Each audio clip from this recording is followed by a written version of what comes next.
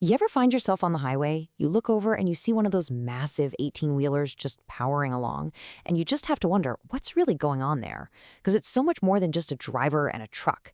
It's really a complex economic machine on wheels. So let's ask the big question.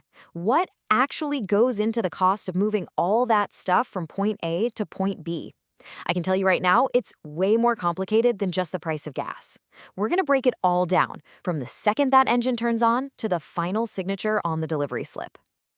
All right, so to really get to the bottom of this, you first have to understand that a trucking company's expenses basically fall into two big buckets: the costs that happen when the truck is moving, and the costs that are there even when it's not. And here's a super easy way to think about it, right? You've got your fixed costs. These are the predictable expenses that are always there, kind of like your rent or a car payment. You're paying them no matter what.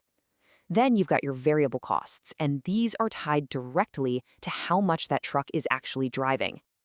So, what does this actually look like in the real world? Well, on the fixed side, you've got the heavy hitters: the lease payment for the truck, the rent for the office, salaries for the managers.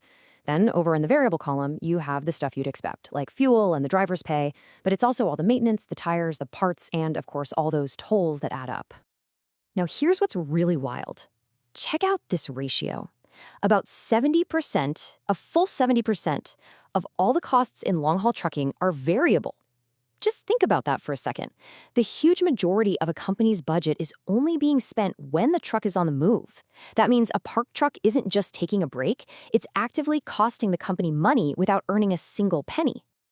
Okay, so keeping that 70% number in our heads, let's follow the money. We're going to trace the path of a single shipment and see exactly how all these costs start to pile up. So it turns out pretty much every trip breaks down into these four main stages. First, you've got something called deadhead, and that's just industry slang for driving an empty truck to go pick up a load. Then comes the live load, which is the waiting game while the trailer gets filled up. After that, you hit the highway miles. This is the sweet spot. This is when the company is actually making money. And then finally, you have the delivery, and the whole thing starts over.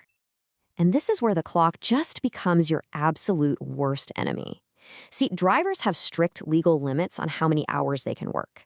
Every single minute they spend just sitting there, waiting for paperwork to clear or for a loading dock to open up, is a minute they can't be driving. In this business, time literally is money. But believe it or not, getting the cargo to its destination is only half the story. The really crucial part is what happens on the way back.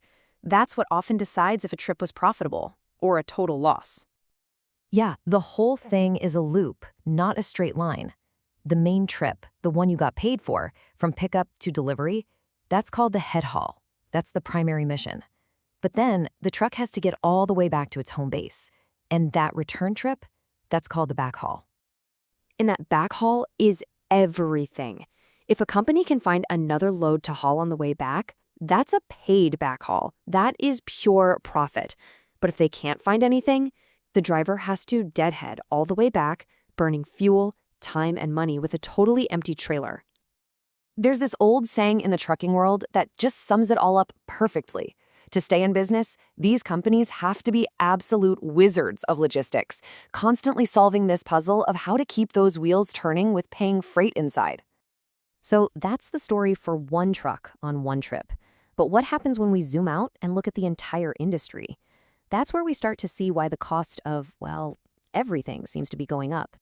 Because at the end of the day, the price a company charges isn't just based on their own costs. It's all about simple supply and demand. And right now, the supply side of that equation is in some serious trouble. 34,000. Just let that number sink in for a second. It doesn't stand for trucks or miles or dollars. It represents a huge and growing hole in the entire system. That's the number of truck drivers that a 2016 study predicted Canada would be short by the year 2024. It's pretty simple math, right? Fewer drivers means fewer trucks on the road, which means less capacity to move all the stuff we want to buy. And when demand for shipping is high but the supply of drivers is low, the price for shipping goes through the roof. And that extra cost, it gets passed all the way down the chain until it lands on the price tag of the things you buy every day. So all of this leads us to a massive question about the future.